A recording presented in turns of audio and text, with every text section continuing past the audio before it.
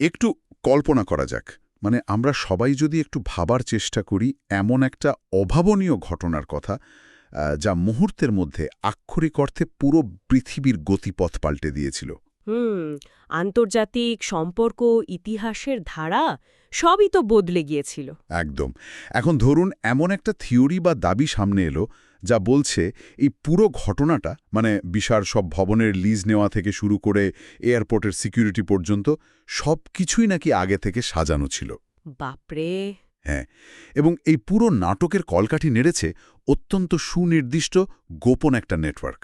হুম আসলে যখনই আমরা এ ধরনের কোনো দাবির মুখোমুখি হই, তখন সাধারণত আমাদের মন খুব দ্রুত একটা স্পেসিফিক উত্তরের খোঁজ করে। রাইট। মানে মেডিকেল সায়েন্সে যেমন কারোর হাড় ভেঙে গেলে এক্স রে রিপোর্টে সেই ভাঙা হাড়ের একটা স্পষ্ট সাদা দাগ দেখা যায়। ডাক্তার সহজেই বলে দিতে পারেন সমস্যাটা ঠিক এখানে। ঠিক। কিন্তু যখনই আমরা এই ভূরাজনীতি, আন্তর্জাতিক গোয়েন্দা তৎপরতা বা ধরুন বড় কোনো ঐতিহাসিক ট্র্যাজেডির জগতে প্রবেশ করি, তখন কিন্তু সেই এক্স রে মেশিনটা আর কাজ করে না। কারণ তখন আমরা অত্যন্ত ঘোলাটে এবং রহস্যময় এক দৃশ্যপটের সামনে দাঁড়ায়। তো আজকের এই গভীর অনুসন্ধানে আমরা এমনই একটা অত্যন্ত স্পর্শকাতর, বিতর্কিত এবং আক্ষরিক অর্থেই ঘোলাটে বিষয় নিয়ে আলোচনা করতে যাচ্ছি। আমাদের হাতে আজকে মূলত দুটো উৎস রয়েছে, একটা প্রবন্ধ এবং একটা দীর্ঘ অডিও ট্রান্সক্রিপ্ট। এই সোর্সগুলো 9/11-এর সেই ভয়াবহ সন্ত্রাসী হামলার পেছনে ইসরায়েলি গোয়েন্দা সংস্থা এবং জায়নবাদী এলিটদের জড়িত থাকার একটা বিস্তর ষড়যন্ত্র তত্ত্ব তুলে ধরেছে। এখানে শুরুতেই একটা বিষয় খুব স্পষ্টভাবে ক্লিয়ার করে নেওয়া প্রয়োজন। আমরা কিন্তু এই সোর্সগুলোতে প্রেজেন্ট করা কোনো রাজনৈতিক, ধর্মীয় বা মতাদর্শগত দাবির পক্ষ নিচ্ছি না। একদমই না। হ্যাঁ, এমনকি এই দাবিগুলোর ঐতিহাসিক সত্যতাও আমরা সার্টিফাই করছি না। আমাদের আজকের এই আলোচনার সম্পূর্ণ উদ্দেশ্য হল বিশ্লেষণমূলকভাবে বিষয়টাকে উপস্থাপন করা। মানে আমরা অত্যন্ত বস্তুনিষ্ঠভাবে ব্যবচ্ছেদ করে দেখার চেষ্টা করব যে এই উৎসগুলো কিভাবে বিভিন্ন বিচ্ছিন্ন ঘটনা বা ইনফরমেশনকে জুড়ে একটা স্পেসিফিক নেরেটিভ তৈরি করেছে। রাইট। অর্থাৎ আমাদের মূল লক্ষ্য হল এই অনুসন্ধানের মাধ্যমে বোঝা যে কিভাবে আর্থিক চুক্তি, সিকিউরিটি ব্যবস্থা, গোয়েন্দা তৎপরতা এবং এমনকি প্রাচীন ধর্মীয় গ্রন্থের ব্যাখ্যা, হ্যাঁ, প্রাচীন ধর্মীয় গ্রন্থের ব্যাখ্যার মতো সম্পূর্ণ ভিন্ন ভিন্ন বিষয়গুলোকে এক সুতোয় গেথে এত বিশাল একটা তত্ত্বের আকার দেওয়া হলো কিভাবে। তো চলুন এই থিওরির একেবারে ভিত্তিমূল থেকে শুরু করা যাক। যে কোনো বড় ঘটনার পেছনে তো একটা আর্থিক বা লজিস্টিক সমীকরণ থাকে, তাই না? অবশ্যই। এই সোর্সগুলো ঠিক কোথা থেকে তাদের যুক্তি সাজানো শুরু করেছে? তো অপরাধ বিবরণের একটা সাধারণ সূত্র হল যে কোনো ঘটনার পেছনে উদ্দেশ্য এবং সুযোগ, এই দুটো জিনিস খুঁজতে হয়। এই উৎসগুলো তাদের থিওরির প্রথম স্তম্ভ হিসেবে বেছে নিয়েছে ওয়ার্ল্ড ট্রেড সেন্টারের মালিকানা এবং বেসরকারীকরণের বিষয়টিকে। আচ্ছা। অডিও সোর্সটি এখানে ফ্যাবুলাস 4 বা চমৎকার 4 জন ব্যক্তির কথা উল্লেখ করেছে: ল্যারি সিলভারস্টেন, ফ্র্যাঙ্ক লোই, লুইস আইজেনবার্গ এবং রোনাল্ড লডার। মানে এই চারজনের কথা বলা হচ্ছে? হ্যাঁ, দাবি করা হয়েছে মূলত এই 4 জনের হাত ধরেই ওয়ার্ল্ড ট্রেড সেন্টারের বেসরকারীকরণ প্রক্রিয়াটি সম্পন্ন হয়। একটু দাঁড়ান, বেসরকারীকরণ বা প্রাইভেটাইজেশন তো যে কোনো বড় শহরেই ঘটে থাকে, এটা তো খুব স্বাভাবিক। এখানে সন্দেহের বীজটা কোথায় বপন করা হচ্ছে? সন্দেহের বীজটা বোনা হচ্ছে মূলত টাইমিং বা সময়ের উপর ভিত্তি করে। সোর্সগুলো বারবার যে বিষয়টা তুলে ধরেছে তা হল হামলার মাত্র 7 সপ্তাহ আগে সিলভারস্টেন এবং লোই ওয়ার্ল্ড ট্রেড সেন্টারটি 99 বছরের জন্য লিজ নেন। মাত্র 7 সপ্তাহ আগে? ঠিক। এবং হামলার পরপরই তারা বীমা কোম্পানিগুলোর কাছে প্রায় $4.5 বিলিয়ন একটা বিশাল অঙ্কের ইন্স্যুরেন্স ক্লেম করেন। বাপরে, 4.5 বিলিয়ন! হ্যাঁ, উৎসগুলো মূলত বোঝাতে চাইছে যে হামলার ঠিক আগ মুহূর্তে ভবনের নিয়ন্ত্রণ এমন কিছু মানুষের হাতে চলে যায় যাদের সাথে ইসরায়েলের শীর্ষ নেতাদের অত্যন্ত ঘনিষ্ঠ সম্পর্ক ছিল। আচ্ছা, এখানে আমার একটা খটকা লাগছে। অডিওটিতে তো এমনও দাবি করা হয়েছে যে সিলভারস্টাইনের প্রতিদিন সকালে ওয়ার্ল্ড ট্রেড সেন্টারের উইন্ডোজ অন দ্য ওয়ার্ল্ড রেস্তোরাঁয় নাস্তা করার অভ্যাস ছিল। প্রতিদিনের রুটিন ছিল ওটা। হ্যাঁ, কিন্তু 9/11-এর সকালে ডরমেটোলজিস্টের মানে চর্মরোগ বিশেষজ্ঞের অ্যাপয়েন্টমেন্ট থাকার কারণে তিনি নাকি সেখানে যাননি। এখন আমার প্রশ্ন হলো, কেউ যদি এত বড় একটা ধ্বংসযজ্ঞের মাস্টারমাইন্ড হয়ে থাকে, তবে সে কি নিজেকে বাঁচানোর জন্য কেবল একটা স্কিন ডক্টরের অ্যাপয়েন্টমেন্টের মতো এত সাধারণ এবং সন্দেহজনক একটা অজুহাত ব্যবহার করবে? ব্যাপারটা অদ্ভুত, তাই না? হ্যাঁ, মানে এটা তো বরং আরও বেশি করে মানুষের দৃষ্টি আকর্ষণ করে। হ্যাঁ, এটা অত্যন্ত লজিক্যাল একটা পর্যবেক্ষণ এবং ঠিক এভাবেই আসলে কনস্পিরেসি থিওরিগুলো কাজ করে। তারা এমন কিছু দৈনন্দিন সাধারণ ঘটনাকে, যেমন ধরুন এই ডাক্তারের অ্যাপয়েন্টমেন্ট, একটা বিশাল ষড়যন্ত্রের অংশ হিসেবে পোট্রে করে। রাইট। মানুষের মস্তিষ্ক তো কাকতালীয় ঘটনাগুলোকে সহজে মেনে নিতে পারে না, তাই যখনই কোনো বড় ঘটনা ঘটে তখন সেই দিনের ছোটখাটো অস্বাভাবিকতাগুলোকেও একটা পরিকল্পিত ছকের অংশ মনে হয়। সোর্সগুলো এই সাইকোলজিক্যাল পয়েন্টটাকেই কাজে লাগিয়েছে। তার মানে তারা একটা লকড রুম মিস্ট্রি বা বদ্ধ ঘরের রহস্যার অবতারণা করছে এখানে। মানে বদ্ধ ঘরে আগুন লাগার ঠিক আগে কারা ওই ঘরের চাবি নিজেদের পকেটে নিয়েছিল এবং কারা সবচেয়ে বড় বীমা করিয়েছিল, এই প্রশ্নগুলো তুলে তারা একটা সন্দেহ তৈরি করছে। একদম তাই। কিন্তু কেবল ভবনের মালিকানা তো যথেষ্ট নয়। এয়ারপোর্টগুলোর কি হবে? সেখান থেকেই তো প্লেনগুলো হাইজ্যাক হয়েছিল। ঠিক এই জায়গাতেই সোর্সগুলো তাদের লজিস্টিক কন্ট্রোলের পরিধিটা আরও বাড়িয়েছে। ডালাস, লোগান এবং নেওয়ার্ক, এই 3টে এয়ারপোর্ট থেকেই ছিনতাই হওয়া বিমানগুলো উড়েছিল, তাই না? হ্যাঁ। তো উৎসগুলোর দাবি অনুযায়ী এই 3টে এয়ারপোর্টের সিকিউরিটির দায়িত্বে ছিল ICTS নামক একটা কোম্পানি। এটা নাকি একটা ইসরায়েলি মালিকানাধীন সংস্থা এবং এর অধিকাংশ কর্মী ছিলেন ইসরায়েলের অভ্যন্তরীণ গোয়েন্দা সংস্থা শিন বেটের প্রাক্তন কর্মকর্তা। এই কানেকশনটা আসলে কি প্রমাণ করার চেষ্টা করছে? তারা কি স্পেসিফিক্যালি বলতে চাইছে যে পেশাদার গোয়েন্দারা ইচ্ছাকৃতভাবে ১৯ জন ছিনতাইকারীকে অস্ত্র নিয়ে প্লেনে ওঠার সুযোগ করে দিয়েছিল? সোর্সগুলোর মূল আর্গুমেন্টটা ঠিক সেখানে। তারা সরাসরি বলছে, যদি একটা ইন্টারন্যাশনাল স্ট্যান্ডার্ডের সিকিউরিটি সংস্থার দায়িত্বে বিশ্বের অন্যতম সেরা গোয়েন্দারা থাকেন, তবে এত বড় একটা সিকিউরিটি ল্যাবস কিভাবে সম্ভব? মানে এটা কোনো ভুল ছিল না? তাদের মতে এই থিওরির ভেতরে প্রাতিষ্ঠানিক ব্যর্থতা বলে কোনো শব্দ নেই। যা কিছু ঘটেছে তা ইচ্ছাকৃত। তারা সিকিউরিটি ফোর্সের এই চরম ব্যর্থতাকে একটা পরিকল্পিত সুযোগ হিসেবে ফ্রেম করেছে। কিন্তু এখানে তো সবচেয়ে বড় যৌক্তিক শূন্যতা তৈরি হয়। মানে একটু লজিক্যালি ভাবলে, যদি তারা ভবনের নিয়ন্ত্রণ নেয়, এয়ারপোর্টের সিকিউরিটি কন্ট্রোল করে, এত বড় আকারের একটা লজিস্টিক অপারেশন চালায়, তবে এই বিশাল পরিকল্পনাটি সম্পূর্ণ গোপন রাখা কি আদৌ সম্ভব? এত বড় একটা ষড়যন্ত্রের কথা কি কেউ ঘুণাক্ষরেও টের পাবে না? খুব সুন্দর একটা পয়েন্ট ধরেছেন, এবং এই প্রশ্নটি আমাদের আলোচনার পরবর্তী ধাপে নিয়ে যায়। কারণ সোর্সগুলো কিন্তু দাবি করছে যে বিষয়টা মোটেও গোপন ছিল না। তাই নাকি? হ্যাঁ, অনেকেই নাকি আগে থেকে জানত। একটা ষড়যন্ত্র তত্ত্বকে শক্তিশালী করতে হলে তো দেখাতে হয় যে ঘটনাটি আকস্মিক ছিল না, বরং এর একটা আগাম সতর্কবার্তা বা ফরওয়ার্নিং ছিল। আচ্ছা, তো এই আগাম সতর্কবার্তার সপক্ষে তারা কি ধরনের প্রমাণ বা ডেটা উপস্থাপন করছে? তারা বেশ কয়েকটা ঘটনার কথা উল্লেখ করেছে। প্রথমত, ওডিগো নামক একটা মেসেজিং অ্যাপের কথা বলা হয়েছে। দাবি করা হয়েছে হামলার ঠিক 2 ঘন্টা আগে এর 2 জন কর্মীর কাছে একটা সতর্কবার্তা এসেছিল। ওডিগো? আচ্ছা। হ্যাঁ। দ্বিতীয়ত, জিম নামক একটা ইসরায়েলি শিপিং কোম্পানির কথা বলা হয়েছে। তারা নাকি হামলার মাত্র কয়েকদিন আগে ওয়ার্ল্ড ট্রেড সেন্টারে থাকা তাদের 10,000 বর্গফুটের বিশাল অফিস খালি করে দেয় এবং লিজ চুক্তি বাতিল করে। 10,000 বর্গফুট? হ্যাঁ, এবং চুক্তি বাতিল করার কারণে তাদের বিশাল অঙ্কের জরিমানাও দিতে হয়েছিল। অর্থাৎ উৎসগুলো বলতে চাইছে যে এই জিম শিপিং কোম্পানি আর্থিক লোকসান বা জরিমানা দিয়েও হলেও আগেভাগে ওই বিল্ডিং থেকে নিজেদের সরিয়ে নিয়েছিল, কারণ তারা জানত কি ঘটতে যাচ্ছে। একদম। আমি তো গোল্ডম্যান স্যাক্সের টোকিও ব্রাঞ্চের কথাও শুনেছি, যারা নাকি তাদের কর্মীদের আমেরিকান ভবনগুলো থেকে দূরে থাকার পরামর্শ দিয়েছিল ওই সময়। হ্যাঁ, অডিওতে সেটাও বলা হয়েছে। কিন্তু ইন্তাহানেও তো একটা অদ্ভুত ব্যাপার আছে। যদি কোনো অত্যন্ত গোপন এলিট গোষ্ঠী এই হামলা প্ল্যান করে থাকে, তবে তারা ওডিগো মেসেজিং অ্যাপের মতো সাধারণ একটা প্ল্যাটফর্মে সতর্কবার্তা পাঠাতে যাবে কেন? এটা তো রিস্কি। এখানেই উৎসগুলো একটা শ্যাডো নেটওয়ার্ক বা ছায়া নেটওয়ার্কের ধারণা নিয়ে আসে। তারা বোঝাতে চায় যে এই ইনফরমেশনগুলো কোনো সাধারণ পাবলিক ব্রডকাস্ট ছিল না, বরং এটা ছিল একটা নির্দিষ্ট সমমনা গোষ্ঠীর ভেতরের যোগাযোগ ব্যবস্থা। আচ্ছা। আর এই নেটওয়ার্কের কথা বলতে গিয়েই তারা এই থিওরির সবচেয়ে আলোচিত এবং বিতর্কিত অংশটি সামনে নিয়ে আসে, যাকে তারা বলছে ডান্সিং ইসরায়েলি। ও হ্যাঁ, ড্যান্সিং ইসরায়েলি। এই ঘটনাটা তো পুরো স্পাই বা গুপ্তচর বৃত্তির কনসেপ্টের সাথে সাংঘর্ষিক মনে হয়। কিভাবে? মানে দাবি করা হচ্ছে হামলার দিন আরবান মুভিং সিস্টেমস নামক একটা কোম্পানির ৫ জন ইসরায়েলি কর্মীকে একটা সাদা ভ্যানের ওপর দাঁড়িয়ে হামলার দৃশ্য ক্যামেরাবন্দি করতে এবং উল্লাস করতে দেখা যায়, তাই তো? ঠিক।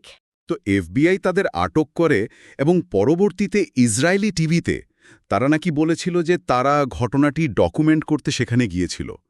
এখন আমার প্রশ্ন হলো, যদি এরা সত্যি বিশ্বের সবচেয়ে চৌকস গোয়েন্দা সংস্থা মোসাদের স্পাই হয়ে থাকে, তবে তারা প্রকাশ্য দিবালোতে হাই ফাইভ করে উল্লাস করে নিজেদের দিকে কেন অ্যাটেনশন ড্র করবে? হ্যাঁ, এটা একটা ভ্যালিড প্রশ্ন।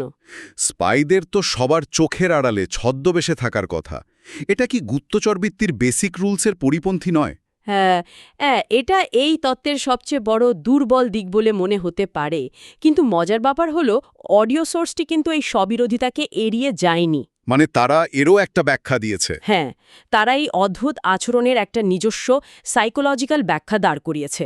ফক্স নিউজের সাংবাদিক কার্ল ক্যামেরনের একটা রিপোর্টের বরাত দিয়ে সেখানে বলা হয়েছে যে 9/11-এর পর ৬০ জনেরও বেশি ইসরায়েলিকে আটক করা হয়েছিল। ৬০ জন? হ্যাঁ, এবং এর পেছনেই মূলত একটা বিশাল গুপ্তচর বৃত্তির নেটওয়ার্ক ছিল, যারা সরকারি যোগাযোগ ব্যবস্থায় আড়ি পাচ্ছিল। অডিওর দাবি হল, ওই ৫ জন ড্যান্সিং ইসরায়েলি কোনো ভুল করেনি, বরং তারা ছিল একটা সুপরিকল্পিত ডিস্ট্র্যাকশন বা টোপ। টোপ মানে তারা ইচ্ছা করেই ধরা পড়তে চেয়েছিল, যাতে পুলিশের বা এফবিআই এর মনোযোগ তাদের দিকে আটকে থাকে? ঠিক তাই।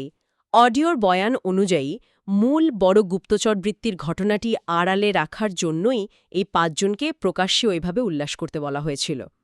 বাপরে! এই এক্সপ্লেনেশনটা আমাদের দেখায় যে একটা ষড়যন্ত্র তত্ত্ব কতটা গভীরে যেতে পারে। যখন কোনো ইনফরমেশন সাধারণ যুক্তির সাথে মেলে না, তখন থিওরিটি তার নিজের ভেতরের অযৌক্তিক দিকগুলোকে ঢাকার জন্য আরও একটা নতুন স্তরের ষড়যন্ত্রের জন্ম দেয়। মানে ব্যাখ্যার ভেতরে আরও ব্যাখ্যা। এটা রীতিমতো মাথা ঘুরিয়ে দেওয়ার মতো একটা বিষয়। আচ্ছা, এই মুভিং কোম্পানির কর্মী থেকে শুরু করে লিজ নেওয়া ব্যবসায়ী, এই যে এত মানুষ, তারা সবাই কি সরাসরি গোয়েন্দা সংস্থার বেতনভুক্ত কর্মী? উৎসগুলো এই কানেকশনটা কিভাবে ব্যাখ্যা করছে? তারা এই কানেকশনটা ব্যাখ্যা করার জন্য সায়ানিম নামের একটা কনসেপ্টের পরিচয় করিয়ে দেয়। সায়ানিম? হ্যাঁ, সায়ানিম। এটা হলো সারা বিশ্বে ছড়িয়ে থাকা এমন একদল স্বেচ্ছাসেবী, যারা সরাসরি গোয়েন্দা সংস্থার বেতনভুক্ত কর্মী নয়। তারা হয়তো সাধারণ ব্যবসায়ী, ডাক্তার বা ওই মুভিং কোম্পানির কর্মী। আচ্ছা। কিন্তু কেবল আদর্শিক আনুগত্যের জায়গা থেকে তারা ইসরায়েলের স্বার্থে কাজ করে।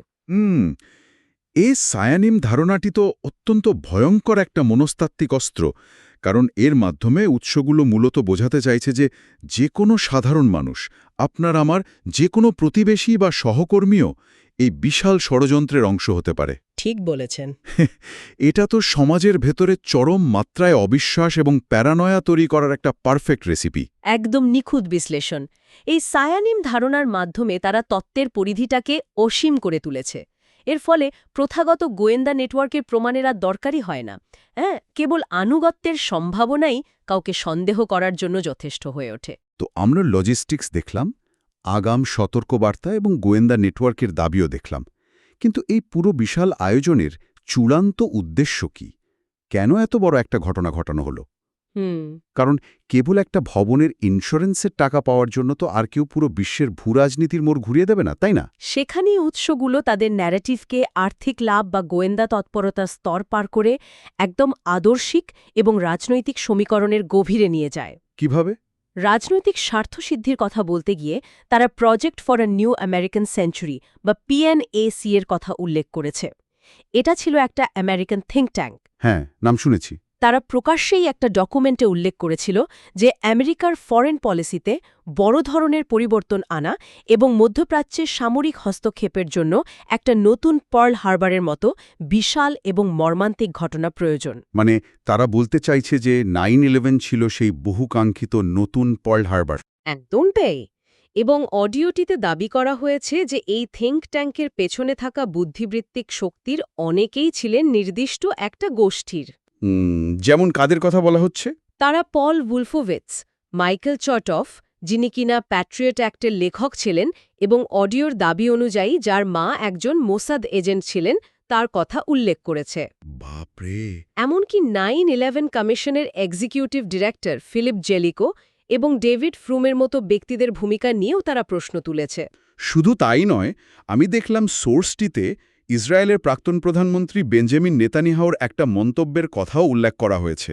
সেখানে তিনি নাকি বলেছিলেন যে টুইন টাওয়ার এবং পেন্টাগনে এই হামলা ইসরায়েলের জন্য এক অর্থে ভালো হয়েছে। হ্যাঁ, কারণ এটা আমেরিকার সমীকরণ সম্পূর্ণ বদলে দিয়েছে এবং মধ্যপ্রাচ্যের প্রতি তাদের দৃষ্টিভঙ্গি পরিবর্তন করেছে।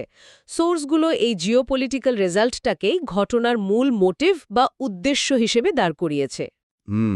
কিন্তু এখানেই তো আমার মনে হচ্ছে এই পুরো বয়ানটা একটা আইসবার্গ বা হিমশৈলের মতো কাজ করছে। মানে আমরা এতক্ষণ যা আলোচনা করলাম, লিজ চুক্তি, এয়ারপোর্ট, থিঙ্ক ট্যাঙ্ক, এগুলো তো সব হিমশৈলের কেবল চূড়া যা পানির ওপরে দেখা যাচ্ছে। রাইট। কিন্তু অডিওটি এরপর এমন একটা দিকে মোড় নেয় যা শুনে মনে হয় তারা এই পুরো ঘটনার শিকড় খুঁজতে শত শত বছর আগের ইতিহাসে চলে যাচ্ছে। হ্যাঁ, এবং এই অংশটি সবচেয়ে বেশি বিতর্কিত। যখনই দেখবেন কোনো অ্যানালাইসিস আধুনিক ভূরাজনীতি থেকে সরে গিয়ে প্রাচীন পাণ্ডুলিপি বা ধর্মীয় গ্রন্থের দিকে যাচ্ছে, তখন বুঝতে হবে যে তারা একটা সর্বজনীন তত্ত্ব বা গ্র্যান্ড ইউনিফাইড থিওরি দাঁড় করানোর চেষ্টা করছে। আচ্ছা। অডিওর বক্তা রথচাইল্ড জায়েনবাদ নামক একটা ধারণার কথা বলেছেন এবং 1830-এর দশকের হিব্রু ট্যালিসম্যান নামক একটা বইয়ের প্রভাব নিয়ে আলোচনা করেছেন। দাঁড়ান 2001 সালের একটা সন্ত্রাসী হামলার বিশ্লেষণ করতে গিয়ে 1830 সালের একটা বই টেনে আনার কি দরকার? মানে আধুনিক ভূরাজনীতির সাথে প্রাচীন পাণ্ডুলিপির এই মেলবন্ধন কিভাবে কাজ করে? হ্যাঁ, পিটার শিফারের একটা বইয়ের বরাত দিয়ে এই উৎসটিতে ইহুদিদের পবিত্র গ্রন্থ তালমুদ এবং কাবালা কিছু চরম বিতর্কিত ব্যাখ্যা উপস্থাপন করা হয়েছে। সেখানে দাবি করা হয়েছে যে এই গ্রন্থগুলোতে এমন কিছু শ্লোক বা ইনস্ট্রাকশনস রয়েছে যা অ-ইহুদিদের সাথে প্রতারণা করার অনুমতি দেয় এবং এর ভেতরে নাকি খ্রিস্টান বিরোধী চরম বিদ্বেষ লুকিয়ে আছে। সিরিয়াসলি? হ্যাঁ, এই প্রাচীন গ্রন্থগুলোকে টেনে আনার মূল কারণ হল ষড়যন্ত্র তত্ত্বগুলো চায় তাদের ভিলেন বা খলনায়ককে অত্যন্ত প্রাচীন, শক্তিশালী এবং চিরস্থায়ী হিসেবে প্রেজেন্ট করতে। ও, বুঝতে পেরেছি। কেবল কয়েকজন দুর্নীতিগ্রস্ত ব্যবসায়ী বা পলিটিশিয়ান মানুষের মনে ততটা ভীতি সঞ্চার করতে পারে না যতটা পারে শত শত বছর ধরে চলে আসা একটা ধর্মীয় এবং আইডিওলজিক্যাল মাস্টার প্ল্যান। অর্থাৎ তারা বলতে চাইছে যে এই গভীর আধ্যাত্মিক এবং ধর্মীয় মতাদর্শই হল সেই আসল ড্রাইভিং ফোর্স, যা এই এলিট গোষ্ঠীকে বিশ্বের ক্ষমতা নিয়ন্ত্রণ করতে উদ্বুদ্ধ করছে। ঠিক। এটা সত্যি একটা বিশাল এবং জটিল ক্যানভাস। মানে তারা আধুনিক যুগের একটা মর্মান্তিক ট্র্যাজেডি, আর্থিক চুক্তি, আমেরিকার নির্বাচন ব্যবস্থা এবং হাজার বছরের পুরনো ধর্মীয় বিশ্বাস সবকিছুকে এক সুতোয় বেঁধে এমন একটা ছবি আঁকার চেষ্টা করছে যেন দুনিয়ার সমস্ত ঘটনার পেছনে একটা মাত্র সুনির্দিষ্ট গোষ্ঠীর হাত রয়েছে। এবং এই পুরো স্ট্রাকচারটা ব্যবচ্ছেদ করার পর আমাদের আবার সেই শুরুর কথাটিতে ফিরে যাওয়া প্রয়োজন। একটা ন্যারেটিভ কতটা নিপুণভাবে বিভিন্ন তথ্যকে জোড়া লাগিয়ে একটা গল্প তৈরি করতে পারে, আজকের বিশ্লেষণটি মূলত তারই একটা উদাহরণ। একদমই তাই।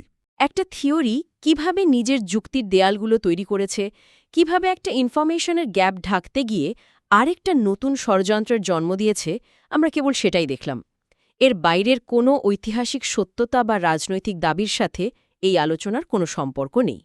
একদিকে কোটি টাকার ইন্স্যুরেন্স পলিসি, অন্যদিকে আগাম সতর্কবার্তা, প্রকাশ্য রাস্তায় উল্লাস করা গুপ্তচর থেকে শুরু করে প্রাচীন ধর্মীয় গ্রন্থের চরমপন্থী ব্যাখ্যা।